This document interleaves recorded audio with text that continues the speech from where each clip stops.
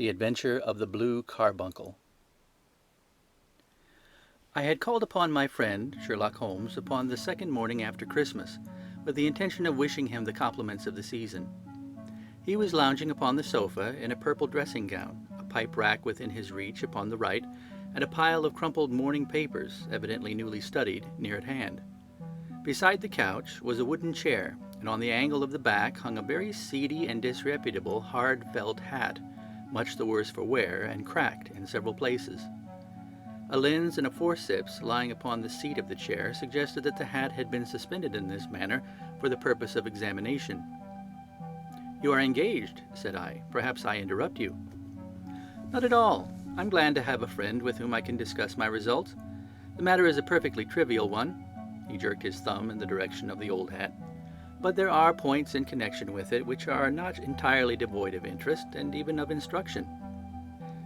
I seated myself in his armchair and warmed my hands before his crackling fire, for a sharp frost had set in and the windows were thick with the ice crystals. "I suppose," I remarked, "that, homely as it looks, this thing has some deadly story linked onto it, that it is the clue which will guide you in the solution of some mystery and the punishment of some crime." No crime," said Sherlock Holmes, laughing. "Only one of those whimsical little incidents which will happen when you have 4 million human beings all jostling each other within the space of a few square miles. Amid the action and reaction of so dense a swarm of humanity, every possible combination of events may be expected to take place, and many a little problem will be presented which may be striking and bizarre without being criminal. We have already had experience of such." "So much so," I remarked, "that of the last 6 cases which I have added to my notes, 3 have been entirely free of any legal crime." "Precisely. You allude to my attempt to recover the Irene Adler papers, to the singular case of Miss Mary Sutherland, and to the adventure of the man with the twisted lip. Well, I have no doubt that this small matter will fall into the same innocent category. You know Peterson, the commissionaire?" "Yes." "It is to him that this trophy belongs." "It is his hat." No, he found it. Its owner is unknown. I beg that you will look upon it not as a battered billycock, but as an intellectual problem. And first, as to how it came here. It arrived upon Christmas morning in company with a good fat goose, which is, I have no doubt, roasting at this moment in front of Peterson's fire. The facts are these. About 4 o'clock on Christmas morning, Peterson, who as you know is a very honest fellow, was returning from some small jollification and was making his way homeward down Tottenham Court Road. In front of him he saw, in the gaslight, a tallish man walking with a slight stagger and carrying a white goose slung over his shoulder. As he reached the corner of Goodge Street, a row broke out between this stranger and a little knot of roughs. One of the latter knocked off the man's hat, on which he raised his stick to defend himself, and swinging it over his head, smashed the shop window behind him. Peterson had rushed forward to protect the stranger from his assailants, but the man, shocked at having broken the window and seeing an official-looking person in uniform rushing towards him, dropped his goose, took to his heels, and vanished amid the labyrinth of small streets which lie at the back of Tottenham Court Road. The roughs had also fled at the appearance of Peterson, so that he was left in possession of the field of battle, and also of the spoils of victory in the shape of this battered hat and a most unimpeachable Christmas goose, which surely he restored to their owner. My dear fellow, there lies the problem. It is true that "For Mrs. Henry Baker" was printed upon a small card which had been tied to the bird's left leg, and it is also true that the initials H.B. are legible upon the lining of this hat. But as there are some thousands of Bakers and some hundreds of Henry Bakers in this city of ours, it's not easy to restore lost property to any one of them. What then did Peterson do? He brought round both hat and goose to me on Christmas morning, knowing that even the smallest problems are of interest to me. The goose we retained until this morning, when there were signs that in spite of the slight frost, it would be well that it should be eaten without unnecessary delay. Its finder has carried it off, therefore, to fulfill the ultimate destiny of a goose, while I continue to retain the hat of the unknown gentleman who lost his Christmas dinner. Did he not advertise? No. Then what clue could you have as to his identity? Only as much as we can deduce. From his hat? Precisely. But you're joking. What can you gather from this old battered felt? Here is my lens. You know my methods. What can you gather yourself as to the individuality of the man who has worn this article?" I took the tattered object in my hands and turned it over rather ruefully. It was a very ordinary black hat of the usual round shape, hard and much the worse for wear. The lining had been of red silk, but was a good deal discolored. There was no maker's name, but as Holmes had remarked, the initials H.B. were scrawled upon one side. It was pierced in the brim for a hat securer, but the elastic was missing. For the rest, it was cracked, exceedingly dusty, and spotted in several places, although there seemed to have been some attempt to hide the discolored patches by smearing them with ink. "I can see nothing," said I, handing it back to my friend. "On the contrary, Watson, you can see everything. You fail, however, to reason from what you see. You are too timid in drawing your inferences." "Then pray tell me what it is that you can infer from this hat." He picked it up and gazed at it in the peculiar introspective fashion which was characteristic of him. "It is perhaps less suggestive than it might have been," he remarked. "And yet there are a few inferences which are very distinct, and a few others which represent at least a small balance of probability. That the man was highly intellectual is of course obvious upon the face of it, and also that he was fairly well to do within the last 3 years, although he has now fallen upon evil days. He had foresight, but has less now than formerly, pointing to a moral retrogression, which when taken with the decline of his fortune seems to indicate some evil influence, probably drink, at work upon him. This may account also for the obvious fact that his wife has ceased to love him." "My dear Holmes!" "He has, however, retained some degree of self-respect," he continued, disregarding my remonstrance. "He is a man who leads a sedentary life, goes out little, is out of training entirely, is middle-aged, has grizzled hair which he has had cut within the last few days, and which he anoints with lime cream. These are the more patent facts which may be deduced from his hat. Also, by the way, that it is extremely improbable that he has had gas laid on in his house." "You're certainly joking, Holmes." "Not in the least. Is it possible that even now, when I gave you these results, you are unable to see how they are attained?" "I have no doubt that I am very stupid, but I must confess that I am unable to follow you. For example, how did you deduce that this man was intellectual?" For answer, Holmes clapped the hat upon his head. It came right over the forehead and settled upon the bridge of his nose. "It is a question of cubic capacity," said he. "A man with so large a brain must have something in it." "The decline in his fortunes, then?" "This hat is 3 years old. These flat brims curled at the edge came in then. It is a hat of the very best quality. Look at the band of ribbed silk and the excellent lining. If this man could afford to buy so expensive a hat 3 years ago, and has had no hat since, then he has assuredly gone down in the world." "Well, that is clear enough, certainly. But how about the foresight and the moral retrogression?" Sherlock Holmes laughed. "Here is the foresight," said he, putting his finger upon the little disc and loop of the hat securer. "They are never sold upon hats. If this man ordered one, it is a sign of a certain amount of foresight, since he went out of his way to take this precaution against the wind. But since we see that he has broken the elastic and is not troubled to replace it, it is obvious that he has less foresight now than formerly, which is a distinct proof of a weakening nature. On the other hand, he has endeavored to conceal some of these stains upon the felt by daubing them with ink, which is a sign that he has not entirely lost his self-respect." "Your reasoning is certainly plausible." "The further points, that he is middle-aged, that his hair is grizzled, that it has been recently cut, and that he uses lime cream, are all to be gathered from a close examination of the lower part of the lining. The lens discloses a large number of hair ends, clean cut by the scissors of the barber. They all appear to be adhesive, and there is a distinct odor of lime cream.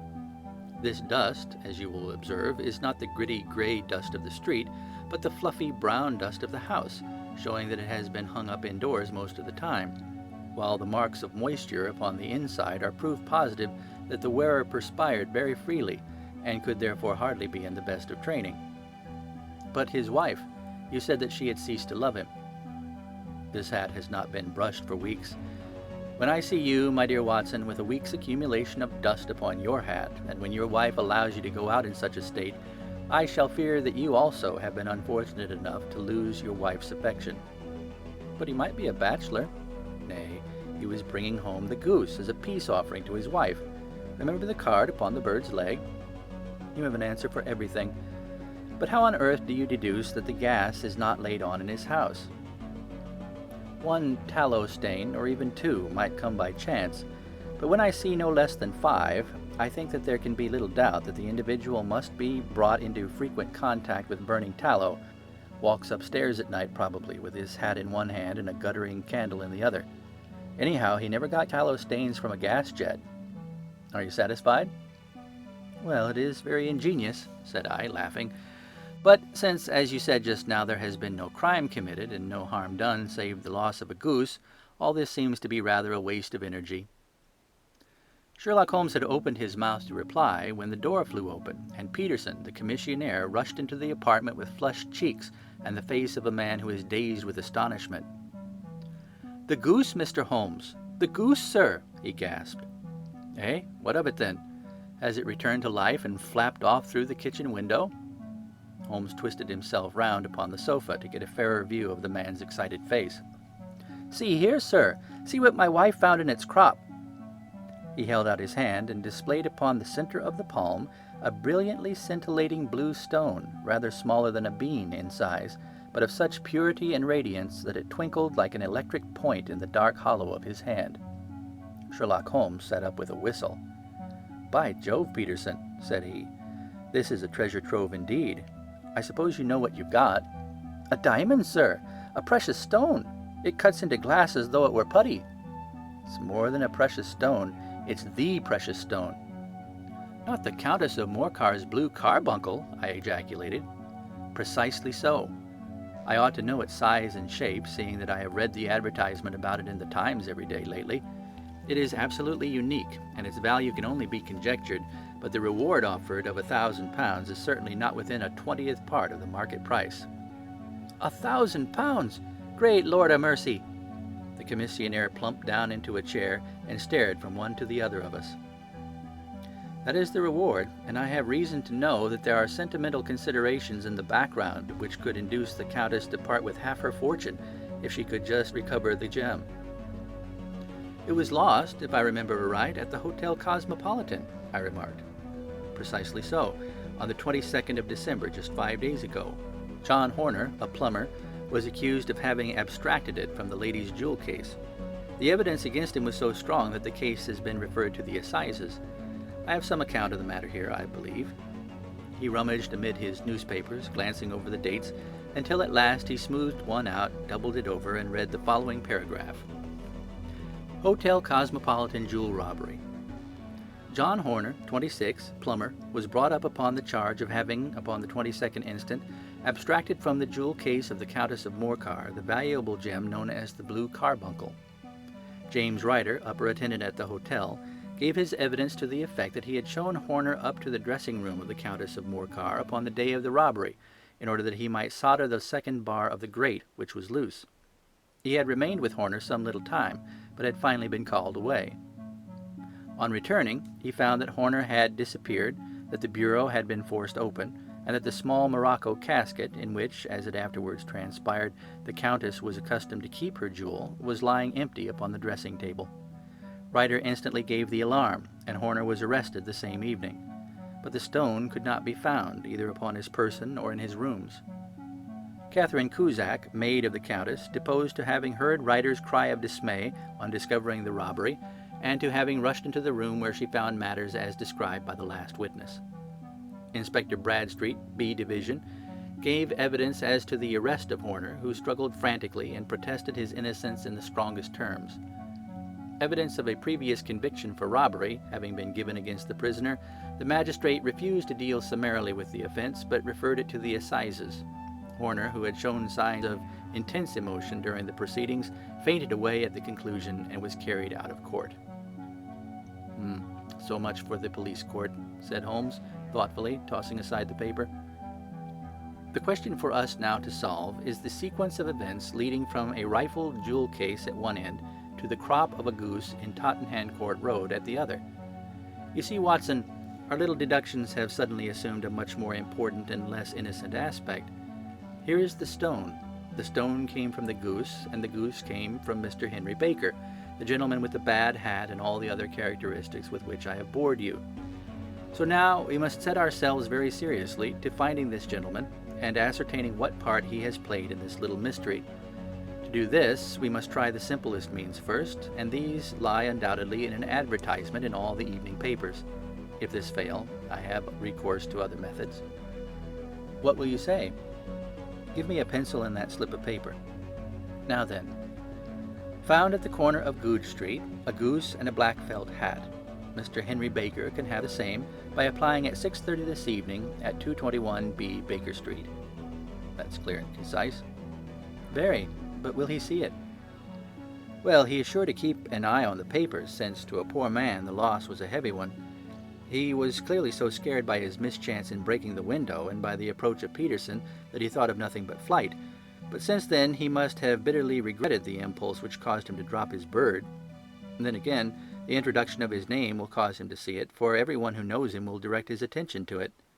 Here you are, Peterson. Run down to the advertising agency and have this put in the evening papers. In which, sir? Oh, in the Globe, Star, Pall Mall, St. James, Evening News, Standard, Echo, and any others that occur to you. Very well, sir. And this stone? Ah, yes, I shall keep the stone. Thank you. And I say, Peterson, just buy a goose on your way back and leave it here with me, for we must have one to give to this gentleman in place of the one which your family is now devouring. When the commissionaire had gone, Holmes took up the stone and held it against the light. It's a bonny thing, said he. Just see how it glints and sparkles. Of course, it is a nucleus and focus of crime. Every good stone is. They are the devil's pet baits. In the larger and older jewels, every facet may stand for a bloody deed. This stone is not yet 20 years old. It was found in the banks of the Amoy River in southern China, and is remarkable in having every characteristic of the carbuncle, save that it is blue in shade instead of ruby red. In spite of its youth, it has already a sinister history.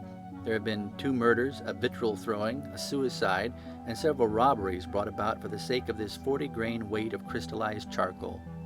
Who would ever think that so pretty a toy could be a purveyor of the gallows and the prison? I'll lock it up in my strong-box now, and drop a line to the Countess to say that we have it. Do you think that this man Horner is innocent? I cannot tell. Well then, do you imagine that this other one, Henry Baker, had anything to do with the matter? It is, I think, much more likely that Henry Baker is an absolutely innocent man who had no idea that the bird which he was carrying was of considerable more value than if it were made of solid gold.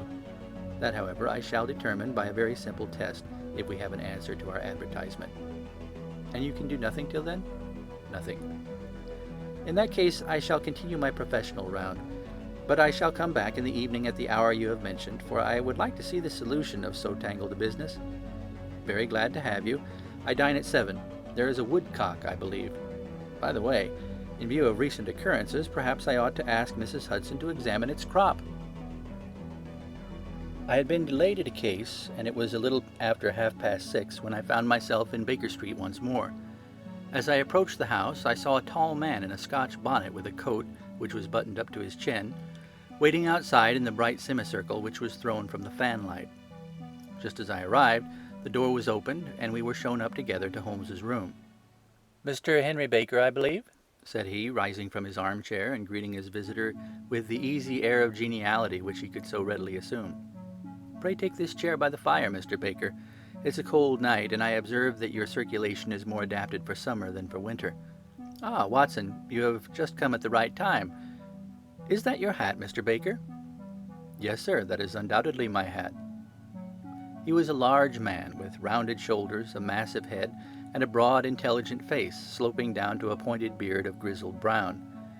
A touch of red in nose and cheeks, with a slight tremor in his extended hand, recalled Holmes's surmise as to his habits. His rusty brown frock coat was buttoned right up in front, with the collar turned up, and his lank wrists protruded from his sleeves without a sign of cuff or shirt. He spoke in a slow staccato fashion, choosing his words with care, and gave the impression generally of a man of learning and letters who had had ill usage at the hands of fortune. "We have retained these things for some days," said Holmes, "because we expected to see an advertisement from you giving your address. I am at a loss to know now why you did not advertise." Our visitor gave a rather shamefaced laugh. "Shillings have not been so plentiful with me as they once were," he remarked. I had no doubt that the gang of roughs who assaulted me had carried off both my hat and the bird. I did not care to spend more money in a hopeless attempt to recover them. Very naturally. By the way, about the bird, we were compelled to eat it. To eat it? Our visitor half rose from his chair in his excitement.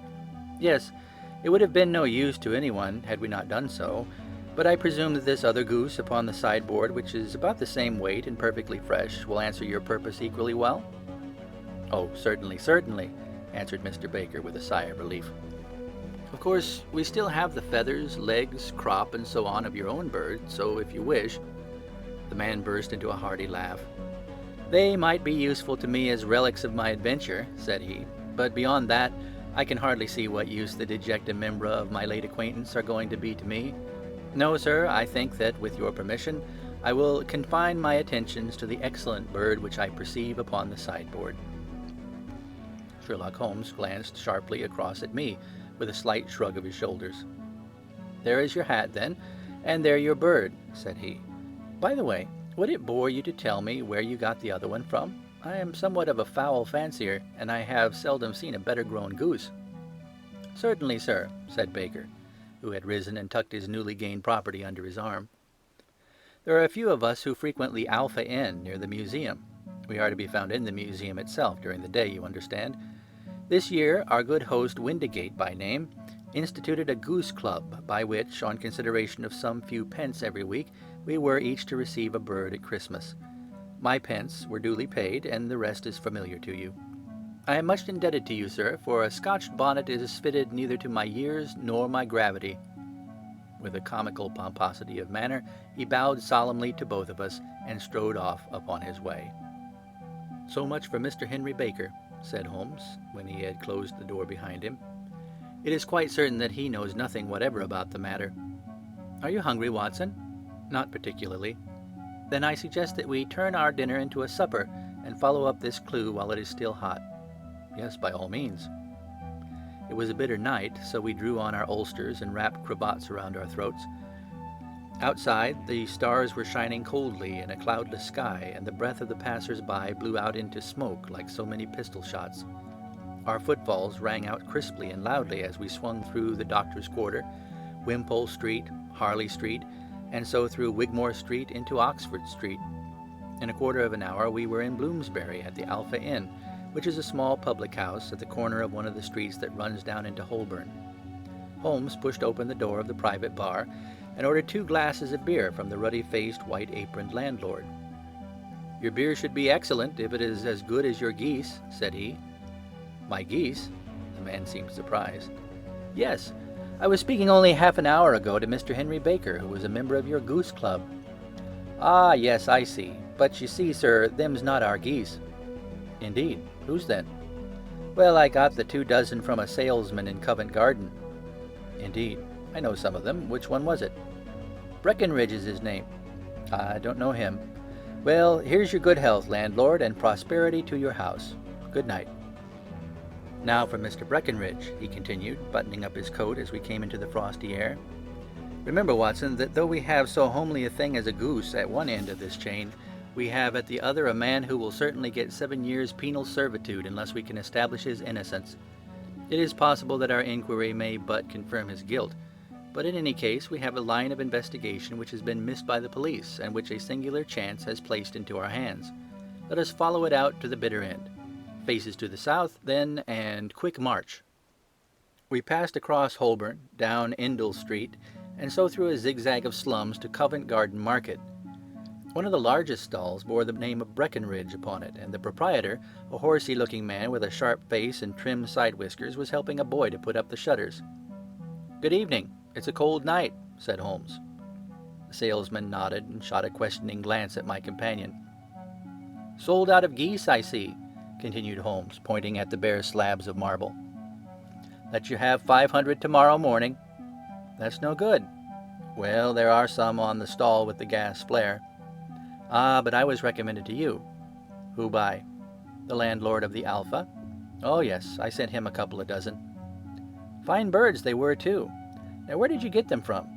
To my surprise, the question provoked a burst of anger from the salesman. "Now then, mister," said he, with his head cocked and his arms akimbo, "what are you driving at? Let's have it straight now." "It's straight enough. I should like to know who sold you the geese which you supplied to the Alpha." "Well, then, I shan't tell you. So now." "Oh, it's a matter of no importance, but I don't know why you should be so warm over such a trifle." "Warm? You'd be as warm, maybe, if you were pestered as I am. When I pay good money for a good article, there should be an end to the business. But it's where are the geese, and who did you sell the geese to, and what will you take for the geese? One would think they are the only geese in the world to hear the fuss that's made over them." "Well, I have no connection with any other people who have been making inquiries," said Holmes carelessly. "If you won't tell us, the bet's off, that's all. But I'm always ready to back my opinion on a matter of fowls, and I have a fiver on it that the bird I ate is country bred." "Well, then you've lost your fiver, for it's town bred," snapped the salesman. "It's nothing of the kind." "I say it is." "I don't believe it."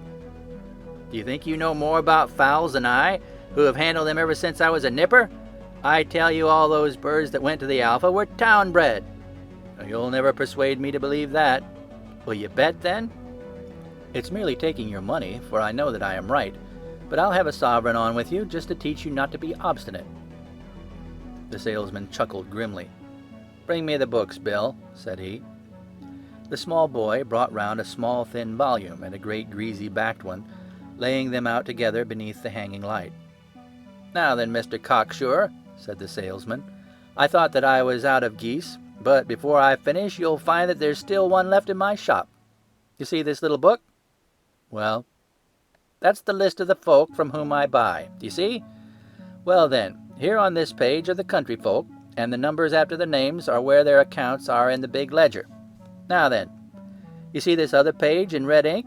Well, that's a list of my town suppliers. Now look at that third name. Just read it out to me." "Mrs. Oakshott, 117 Brixton Road, 249, read Holmes. "Quite so. Now, turn that up in the ledger." Holmes turned to the page indicated. "There you are, Mrs. Oakshott, 117 Brixton Road, egg and poultry supplier. Now then, what's the last entry?" "December 22nd, 24 geese at 7 shillings 6 pence. "Quite so. There you are. And underneath? Sold to Mr. Windigate of the Alpha at 12 shillings. What do you have to say now?" Sherlock Holmes looked deeply chagrined. He drew a sovereign from his pocket and threw it down upon the slab, turning away with the air of a man whose disgust is too deep for words. A few yards off, he stopped under a lamp-post and laughed in the hearty, noiseless fashion which was peculiar to him. "When you see a man with whiskers of that cut and the pink 'un protruding out of his pocket, you can always draw him by a bet," said he. "I dare say that if I had put £100 down in front of him, that man would not have given me such complete information as was drawn from him by the idea that he was doing me on a wager. Well, Watson, we are, I fancy, nearing the end of our quest, and the only point which remains to be determined is whether we should go on to this Mrs. Oakshott tonight, or whether we should reserve it for tomorrow. It is clear from what that surly fellow said that there are others besides ourselves who are anxious about this matter, and I should—" His remarks were suddenly cut short by a loud hubbub which broke out from the stall which we had just left. Turning round, we saw a little rat-faced fellow standing in the center of the circle of yellow light which was thrown by the swinging lamp, while Breckenridge, the salesman, framed in the door of his stall, was shaking his fists fiercely at the cringing figure. "I've had enough of you and your geese," he shouted. "I wish you were all at the devil together. If you come pestering me any more with your silly talk, I'll set the dog at you. You bring Mrs. Oakshott here, and I'll answer to her, but what do you have to do with it? Did I buy the geese off you?"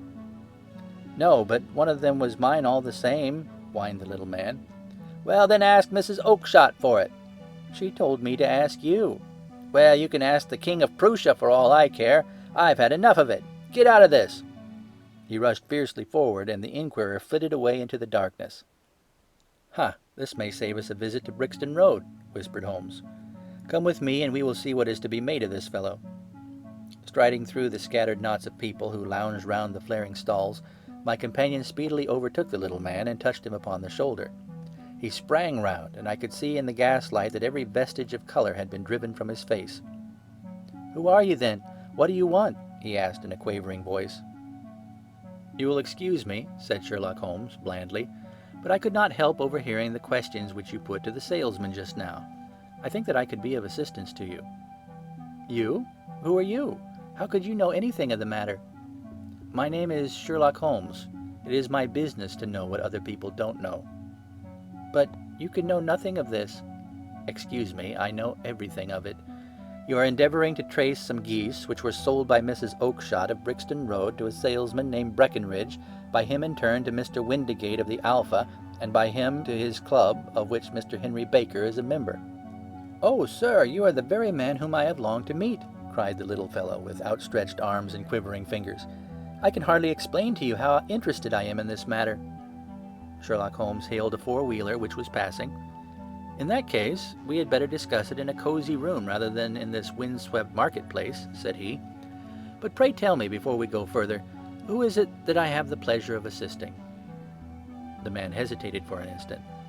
"My name is John Robinson," he answered with a sidelong glance. "No, no, the real name," said Holmes sweetly. "It is always awkward doing business with an alias."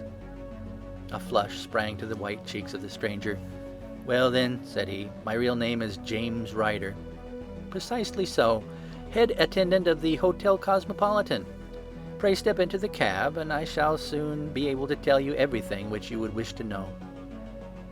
The little man stood glancing from one to the other of us with half-frightened, half-hopeful eyes, as one who is not sure whether he is on the verge of a windfall or a catastrophe. Then he stepped into the cab, and in half an hour we were back in the sitting-room at Baker Street. Nothing had been said during our drive, but the high, thin breathing of our new companion and the claspings and unclaspings of his hands spoke of the nervous tension within him. "Here we are," said Holmes cheerily, as we filed into the room. "The fire looks very seasonable in this weather. You look cold, Mr. Ryder. Pray take the basket chair. I will just put on my slippers before we settle this little matter of yours. Now then, you want to know what became of those geese?" "Yes, sir. Or rather, I fancy, of that goose. It was one bird, I imagine, in which you were interested, white with a black bar across the tail." Ryder quivered with emotion. "Oh, sir," he cried, "can you tell me where it went to?" "It came here." "Here?" "Yes, and a most remarkable bird it proved. I don't wonder that you should take an interest in it. It laid an egg after it was dead. The bonniest, brightest little blue egg that ever was seen. I have it here in my museum." Our visitor staggered to his feet and clutched the mantelpiece with his right hand. Holmes unlocked his strong box and held up the Blue Carbuncle, which shone out like a star with a cold, brilliant, many-pointed radiance. Ryder stood glaring with a drawn face, uncertain whether to claim or to disown it. "The game's up, Ryder," said Holmes quietly. "Hold up, man, or you'll be into the fire. Give him an arm back into his chair, Watson. He's not got blood enough to go in for felony with impunity. Give him a dash of brandy. So. Now he looks a little more human. What a shrimp it is, to be sure." For a moment he had staggered and nearly fallen, but the brandy brought a tinge of color into his cheeks, and he sat staring with frightened eyes at his accuser. "I have almost every link in my hands, and all the proofs which I could possibly need, so there is little which you need tell me. Still, that little may as well be cleared up to make your case complete. You had heard, Ryder, of this blue stone of the Countess of Morcar's?" "It was Catherine Cusack who told me of it," said he in a crackling voice. "I see, her ladyship's waiting-maid. Well, the temptation of sudden wealth so easily acquired was too much for you, as it has been for better men before you. But you were not very scrupulous in the means you used. It seems to me, Ryder, that there is the making of a very pretty villain in you. You knew that this man Horner, the plumber, had been concerned in some such matter before, and that suspicion would rest more readily upon him. What did you do then? You made some small job in my lady's room, you and your confederate Cusack, and you managed that he should be the man sent for. And then, when he had left, you rifled the jewel case, raised the alarm, and had this unfortunate man arrested. You then—" Ryder threw himself down suddenly upon the rug and clutched at my companion's knees. "For God's sake, have mercy!" he shrieked. "Think of my father, of my mother. It would break their hearts. I never went wrong before. I never will again. I swear it. I swear it on a Bible. Oh, don't bring it into court. For Christ's sake, don't." "Get back into your chair," said Holmes sternly. It is very well to cringe and crawl now, but you thought little enough of this poor Horner in the dock for a crime of which he knew nothing. I will fly, Mr. Holmes. I will leave the country, sir. Then the charge against him will break down. We will talk about that. And now let us hear a true account of the next act. How came the stone into the goose, and how came the goose into the open market? Tell us the truth, for there lies your only hope and safety. Ryder passed his tongue over his parched lips. I will tell you it just as it happened, sir, said he. When Horner had been arrested, it seemed to me that it would be best for me to get away with the stone at once, for I did not know at what moment the police might not take it into their heads to search me and my room. There was no place about the hotel where it would be safe. I made out as if on some commission, and I made for my sister's house. She had married a man named Oakshott, and lived in Brixton Road, where she fattened fowls for the market. All the way there, every man I met seemed to me to be a policeman or a detective, and for all that it was a cold night, the sweat was pouring down my face before I came to the Brixton Road. My sister asked me what was the matter and why I was so pale, but I told her that I had been upset by the jewel robbery at the hotel. Then I went back into the backyard and smoked a pipe and wondered what would be the best to do. I had a friend once, called Maudsley, who went to the bad and had just been serving his time in Pentonville. One day, he had met me and fell into talk about the way of thieves and how they could get rid of what they stole. I knew that he would be true to me, for I knew one or two things about him, so I made up my mind to go right on to Kilburn, where he lived, and take him into my confidence. He would show me how to turn the stone into money, but how to get to him in safety. I thought of the agonies I had gone through in coming from the hotel. I might at any moment be seized and searched, and there would be the stone in my waistcoat pocket. I was leaning against the wall at the time, and looking at the geese which were waddling about round my feet, and suddenly an idea came into my head which showed me how I could beat the best detective that ever lived. My sister had told me some weeks before that I might have the pick of her geese for a Christmas present, and I knew that she was always as good as her word. I could take my goose now, and in it I would carry my stone to Kilburn. There was a little shed in the yard, and behind this I drove one of the birds, a fine big one, white with a barred tail. I caught it, and prizing its bill open, I thrust the stone down its throat as far as my finger could reach. The bird gave a gulp, and I felt the stone pass along its gullet and down into its crop. But the creature flapped and struggled, and out came my sister to know what was the matter. As I turned to speak to her, the brute broke loose and fluttered off among the others. "Whatever were you doing with that bird, Jim?" says she.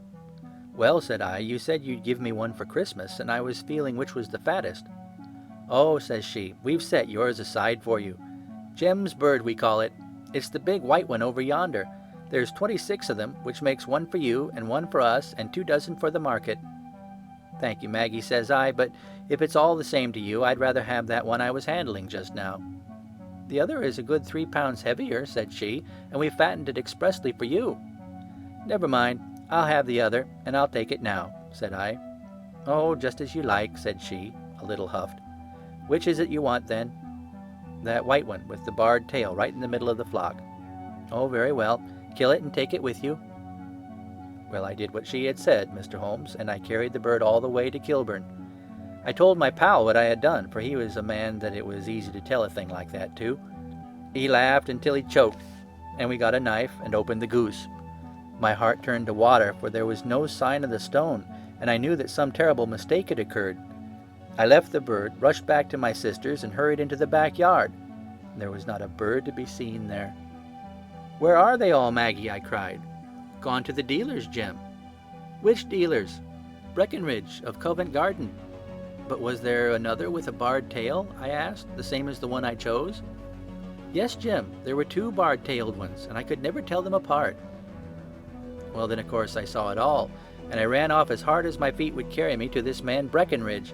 But he had sold the lot at once, and not one word would he tell me as to where they had gone.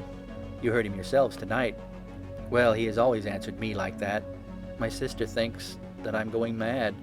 Sometimes I think that I am myself. And now I am myself a branded thief, without ever having touched the wealth for which I sold my character. God help me! God help me!"